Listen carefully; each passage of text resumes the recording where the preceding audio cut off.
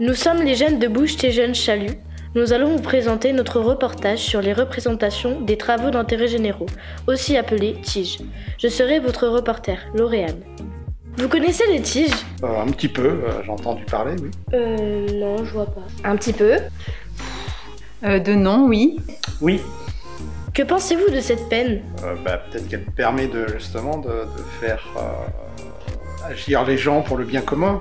Ah, c'est une peine. Peut-être aussi leur faire découvrir le monde du travail d'une manière différente. Je sais pas trop, c'est bien, c'est une alternative à la prison. À votre avis, que peut-on commettre pour faire un TIG ?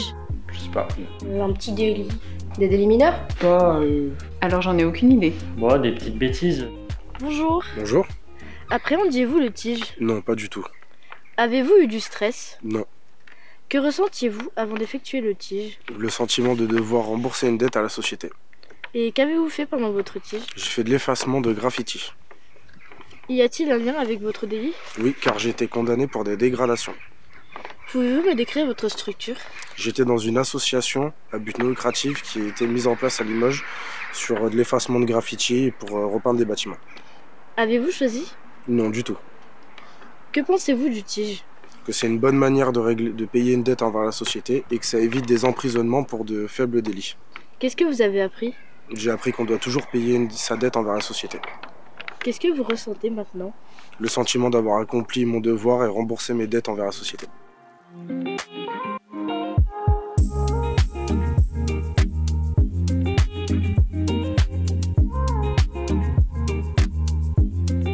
Bonjour. Qui êtes-vous et où sommes-nous ? Fabien Paquet, directeur adjoint de l'association Les Amis de la Drône Terre de Cabane. Nous sommes sur les ateliers du chantier d'insertion sur le site de l'AFPA Babylone à Limoges. Alors pour accueillir un TIG, on fait appel au ministère de la Justice et au service de probation et aux éducateurs de la PJJ. Et non, on n'a pas de représentation. Les gens qu'on accueille en TIG ont le même statut que les salariés en insertion.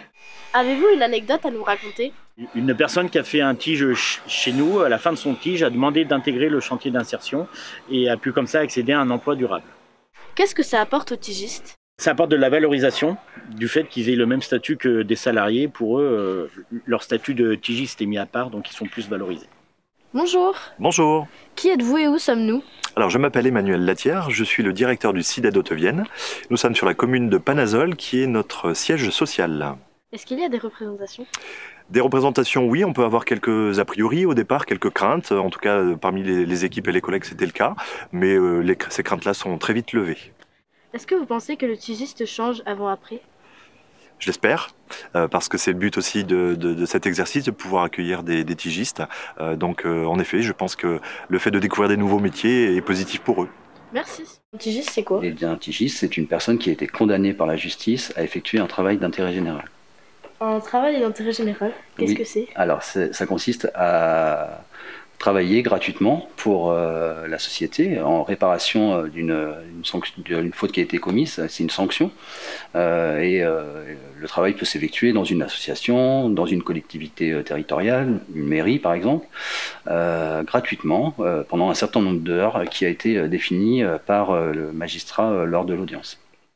Comment accompagnez-vous les TIGistes ? Le plus souvent, on les rencontre une première fois suite à l'audience pour leur présenter cette mesure et faire en sorte de mieux les connaître. Ensuite, on les accompagne pour les présenter aux personnes responsables de l'encadrement dans le cadre du TIG. Est-ce que vous essayez de trouver un TIG en rapport avec le délit commis ? Le plus souvent, on essaye, mais c'est pas forcément évident parce que le nombre de structures qui nous sont proposées ne sont pas très nombreuses. Est-ce que vous prenez en compte les centres d'intérêt, ce qu'elles savent faire ? Au maximum, puisque l'intérêt du TIG, c'est de pouvoir faire en sorte que le TIGiste puisse réaliser son TIG dans les meilleures conditions et qu'il soit apte à le terminer dans les temps impartis. Maintenant, que pensez-vous du TIG ? Alors pour moi, le TIG est une peine qui a pour objectif une prise de conscience tout en réparant sa faute au profit de la société.